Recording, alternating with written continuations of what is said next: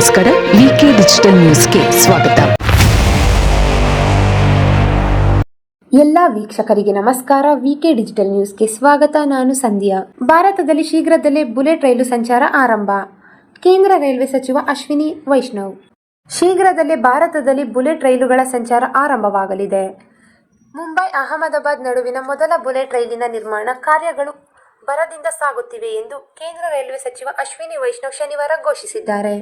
Bullet ರೈಲಿನ ಮೊದಲ ವಿಭಾಗವು ಮುಂದಿನ ವರ್ಷ ಕಾರ್ಯಾರಂಭ ಮಾಡಲಿದೆ. 508 ಕಿಲೋಮೀಟರ್ ಉದ್ದದ ಮುಂಬೈ ಅಹಮದಾಬಾದ್ ಬುಲೆಟ್ ರೈಲು ಕಾರಿಡಾರ್ ಅನ್ನು ಒಂದೇ ಬಾರಿ ತೆರೆಯುವ ಬದಲು ಹಂತ ಹಂತವಾಗಿ ತೆರೆಯಲಾಗುವುದು. ಸೂರತ್ ಬಿಲಿಮೋರಾ ವಿಭಾಗವನ್ನು ಪ್ರಾರಂಭಿಸಿದ ನಂತರ ಉಳಿದ ಮಾರ್ಗಗಳನ್ನು ಆರಂಭಿಸಲಾಗುವುದು ಎಂದು ವರದಿಗಳು ತಿಳಿಸಿವೆ. 2027ರಲ್ಲಿ ಸೂರತ್ ಮತ್ತು ಬಿಲಿಮೋರಾ ನಡುವಿನ ಬುಲೆಟ್ ರೈಲಿನ ಮೊದಲ ವಿಭಾಗವನ್ನು ಆರಂಭಿಸಲಿದ್ದೇವೆ. ಅದರ ನಂತರ ವಾಪಿಯಿಂದ ಸೂರತ್, ನಂತರ ವಾಪಿಯಿಂದ ಅಹಮದಾಬಾದ್, ಅಹಮದಾಬಾದ್ನಿಂದ ಥಾಣೆ ಅಂತ ಮತ್ತು ಅಹಮದಾಬಾದ್ನಿಂದ ಮುಂಬೈಗೆ ಮಾರ್ಗಗಳನ್ನು ಪೂರ್ಣಗೊಳಿಸುತ್ತೇವೆ ಎಂದು ಸಚಿವರು ಹೇಳಿದ್ದಾರೆ. ಪುಣೆ ಮತ್ತು ಹೈದರಾಬಾದ್ ನಡುವಿನ ಮೊದಲ ಯೋಜನೆಯು ಪ್ರಯಾಣದ ಸಮಯವನ್ನು 2 ಗಂಟೆಗೆ ಇಳಿಸುತ್ತದೆ.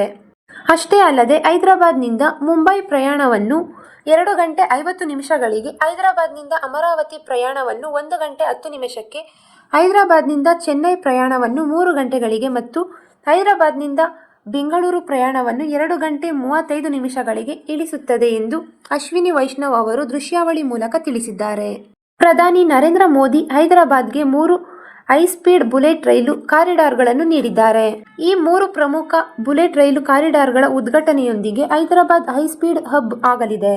ಪ್ರಧಾನಿ ಅವರು ಮೀಸಲಿಟ್ಟ 5,400 ಕೋಟಿ ರೂಪಾಯಿ ಬೃಹತ್ ರೈಲ್ವೆ ಬಜೆಟ್ ತೆಲಂಗಾಣಕ್ಕೆ ಕ್ರಾಂತಿಕಾರಿ ಬದಲಾವಣೆಗಳನ್ನು ತರುತ್ತಿದೆ ಎಂದು ಸಚಿವರು ತಿಳಿಸಿದ್ದಾರೆ. ಪುಣೆ ಹೈದರಾಬಾದ್, ಹೈದರಾಬಾದ್ ಚೆನ್ನೈ ಮತ್ತು ಹೈದರಾಬಾದ್ ಬೆಂಗಳೂರು.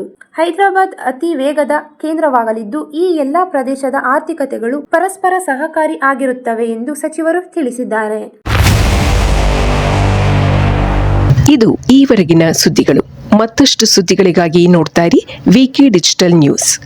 ವೀಕ್ಷಕರೇ, ವಿಕೆ ಡಿಜಿಟಲ್ ನ್ಯೂಸ್ ಯೂಟ್ಯೂಬ್ ಚಾನಲ್ ಅನ್ನು ಲೈಕ್ ಮಾಡಿ, ಸಬ್ಸ್ಕ್ರೈಬ್ ಮಾಡಿ ಮತ್ತು ಹೆಚ್ಚಿನ ಜನರಿಗೆ ಶೇರ್ ಮಾಡಿ.